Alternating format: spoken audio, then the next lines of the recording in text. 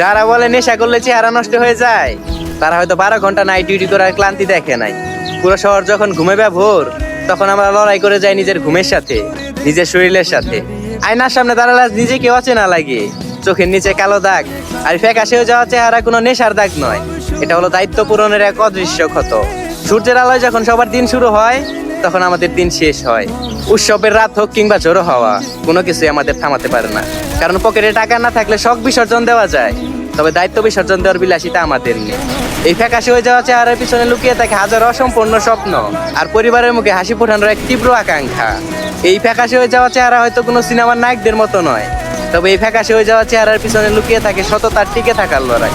তবুও মাস শেষ যখন মোটাঙ্কের স্যালারি বাসায় পাঠাই, ও পাশে মা কিংবা প্রিয় মানুষদের মুখে তৃপ্তির হাসি দেখে আয়নার সামনে দাঁড়িয়ে এই ফ্যাকাশে চেহারা নিয়ে ভাবি, এইটুকু বিসর্জন আমার জন্য সার্থকতা।